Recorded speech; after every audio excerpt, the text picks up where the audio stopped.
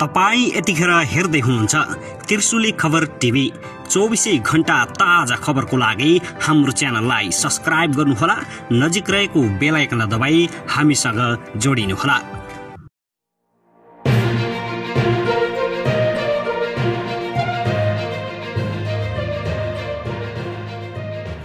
दर्शकबिन नमस्कार, तपाईहरुलाई स्वागत छ हाम्रो च्यानल त्रिशुली खबर टिभीमा।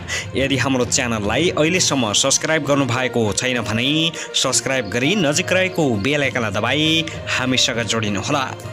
दर्शकबिन सदा झैं आज पनि हामी तपाईहरुमाझ दिनभरका मुख्य खबरका साथ उपस्थित भइसकेका छौं। यो भिडियोलाई अन्तिमसम्म हेरी हाम्रै साथ दिनुहोला। दर्शकबिन सक्दो शेयर गर्न पनि नभुल्नुहोला। दर्शकबिन अब लागौं विशेष खबरतर्फ। सबैभन्दा पहिले कोरोना अपडेट बारे जानकारी गराउन चाहे। पछिल्लो 24 घण्टामा शनिबार थप 1674 जनामा कोरोना संक्रमण पुष्टि भएको स्वास्थ्य तथा जनसङ्ख्या मन्त्रालयले जनाएको छ। यो सँगै नेपालमा कोरोना संक्रमितको कुल संख्या 2,18,639 पुगेको छ। मन्त्रालयका अनुसार हालसम्म पीसीआर विधिबाट 16,52,043 परीक्षणहरू गरिएका छन्। पछिल्लो 24 घण्टामा मात्र जम्मा 8,144 जनाको पीसीआर परीक्षण भएको छ। त्यसैगरी देशैभरि सक्रिय संक्रमितको संख्या भने हालसम्म 24,009 रहेको छ भने हालसम्म क्वारेन्टाइनमा रहनेको संख्या 757 जना रहेका छन्। त्यस्तै पछिल्लो 24 घण्टामा 2,323 जना कोरोना संक्रमणबाट निको भएर डिस्चार्ज भएका छन्। नेपालमा यो सँगै कोरोनाबाट निको हुनेको संख्या 1,93,325 पुगेको छ। त्यसका साथै पछिल्लो 24 घण्टामा कोरोना संक्रमणबाट 7 जनाको मृत्यु भएसँगै हालसम्म कोरोनाबाट ज्यान गुमाउनेको संख्या 1,305 पुगेको छ। दर्शकबिन अब लागौं अर्को खबरतर्फ। कोभिड-19 का कारण विश्वमा 13 लाखभन्दा बढी संक्रमितले ज्यान गुमाइसकेका छन्। अहिलेसम्म यसको निराकरण गर्न कुनै पनि आधिकारिक औषधि वा खोप भने बन्न सकेको छैन। विभिन्न मुलुकले निर्माण गरिरहेका खोपको प्रभावकारिताका कुराहरू सार्वजनिक भइरहेका छन्। खोपको प्रभावकारिता बढेसँगै धेरै संक्रमितले यसबाट लाभ प्राप्त गर्न सक्ने आशा गरिएको छ। चीन, अमेरिका, बेलायत र रुसले विकास गरिरहेका 10 वटा खोप तेस्रो चरणको क्लिनिकल ट्रायलमा छन्। अहिले बनिरहेका खोप परीक्षणमा सफल भएमा केही समय पश्चात विश्वका विभिन्न मुलुकमा पुगिसक्नेछन्। तर नेपालमा भने अहिले बनेका खोपले अनुमति पाए पनि तत्काल आइपुग्ने अवस्था नै रहेको छैन। यता सरकारले कोरोना भाइरस विरुद्धको भ्याक्सिन नेपालमा पनि परीक्षण गर्ने कानुनी बाटो खोलिसकेको छ। आपतकालीन औषधि र खोप प्रयोगलाई सहज बनाउन सरकारले सिफारिस गरेको औषधि तेस्रो संशोधन अध्यादेश राष्ट्रपति विद्यादेवी भण्डारीले बुधबार जारी गरेसँगै अन्य मुलुकमा अनुमति पाएको खोपको क्लिनिकल ट्रायल गर्न कानुनी आधार बनेको हो। अध्यादेशमा खोपको क्लिनिकल ट्रायल गर्न सकिने व्यवस्था उल्लेख गरिएको छ। त्यस्तै निकायले अनुमति दिएको खोपलाई नेपालमा पनि प्रयोग गर्न सकिने प्रावधान राखिएको छ।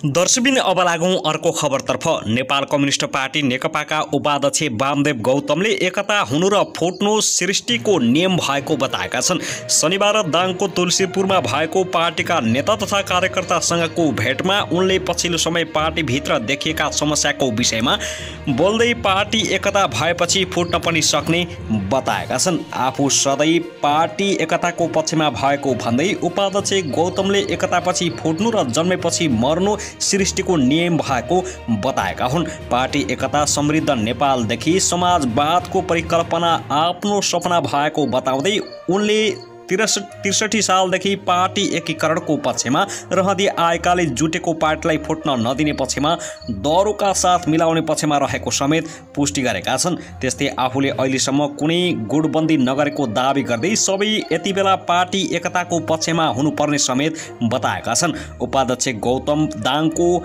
हापुरमा आफन्तको घरमा व्यक्तिगत भेटघाटका लागि दाङ आएका थिए। त्यस अवसरमा नेकपा दाङका अध्यक्ष टिकाराम खड्काले दाङका सबै नेता र कार्यकर्ता पार्टी एकताको पक्षमा भएकाले एकताको पक्षमा गम्भीरताका साथ लाग्नु आग्रह गरेका छन्।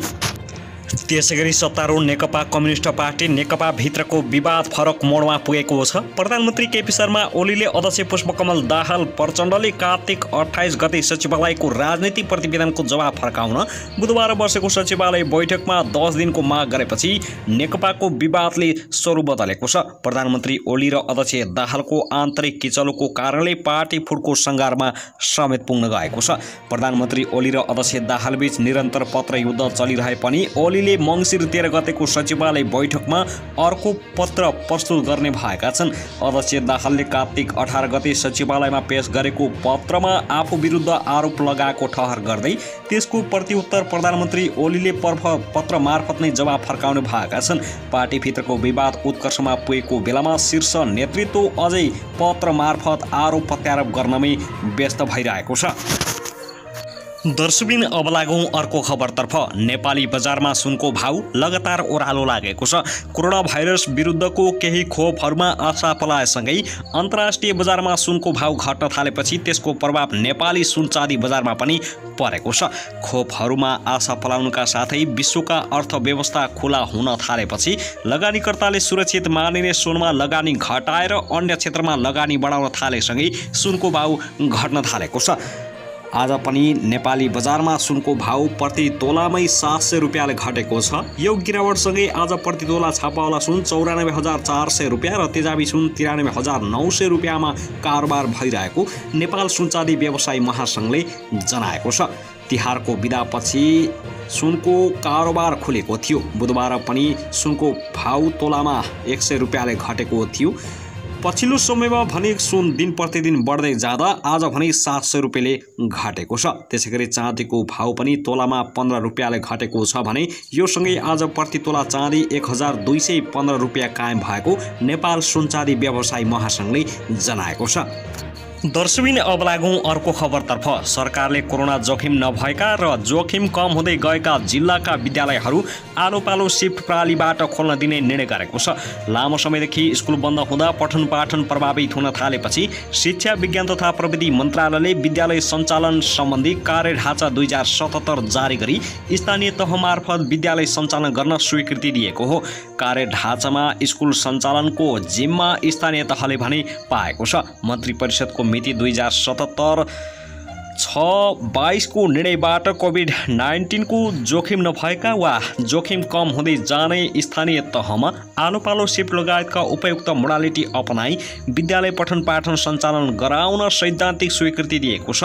कार्यढाँचामा उल्लेख गरिएको छ मन्त्रालयले विद्यालय सञ्चालन र 2076 चैत्रमा स्थगित भएको माध्यमिक शिक्षा उत्तीर्ण कक्षा 12 को पूर्ण रूपमा स्वास्थ्य सुरक्षा मापदण्ड पालना गरी विधि पद्धति र प्रक्रिया र अन्य आवश्यक व्यवस्था मिलाई सञ्चालन गर्न पनि कार्यढाँचामा अनुमति दिएको छ। कार्यढाँचा अनुसार विद्यालय बन्द गर्ने अवस्था आएमा विद्यालयले बन्द गर्नुपर्नेछ। विद्यालय सञ्चालन गर्नु पूर्व अघि जनप्रतिनिधि, शिक्षाविद, शिक्षक, प्रधानाध्यापक, स्कुलको छात्र सङ्गठनका पदाधिकारी, अभिभावक सङ्घले समीक्षा गर्नुपर्नेछ। स्कुल सञ्चालनको लागि विद्यालयले कुन मोडालिटीबाट चलाउने भनी स्थानीय तहमा प्रस्ताव माग गर्नुपर्नेछ। सरकारले सबै स्थानीय तहलाई विद्यालयलाई क्वारेन्टाइन स्थल वा आइसोलेसन सेन्टरको रूपमा प्रयोग गरिरहेका विद्यालयहरू भए क्वारेन्टाइन वा आइसोलेसन सम्बन्धी कार्यहरू हटाई विद्यालय भवन र परिसर निर्मलीकरण गर्न समेत निर्देशन दिएको छ। त्यस्तै स्थानीय तहले अपाङ्गता भएका तथा विशेष आवश्यकता भएका बालबालिकाको सवालमा अपाङ्गताको क्षेत्रमा काम गर्ने संस्था र अभिभावकहरूसँग समन्वय र सहकार्य गर्ने प्रबन्ध मिलाउनु पर्ने र अपाङ्गता भएका तथा अति विपन्न परिवारका बालबालिकाका लागि विशेष सुविधा, उपचारात्मक शिक्षण, दिवा खाजा लगायत व्यवस्थापन गर्नुपर्ने कार्यढाँचामा उल्लेख गरिएको छ। दर्शकबिन अब लागौँ अन्तिम खबरतर्फ। उपत्यकामा कोरोना संक्रमणको केन्द्रबिन्दु बन्दै गएको भन्दै काठमाडौँका 3 जिल्ला काठमाडौँ, भक्तपुर र ललितपुरका पर्यटकहरूले फेरि पुनः लकडाउन गर्ने निर्णय लिएका छन्। सरकारलाई फेरि पुनः लकडाउनको सिफारिस समेत पेश गरेका छन्। पछिल्लो समयमा काठमाडौँमा कोरोना संक्रमितको संख्या 1 लाख नागेको छ। उपत्यकाभित्र नै 1 लाख संक्रमित नागिसकेपछि त्यहाँका जनप्रतिनिधिहरूले सरकारलाई पुनः लकडाउन वा निषेधाज्ञाको माग गर्दै प्रतिवेदन पेश गरेका छन्।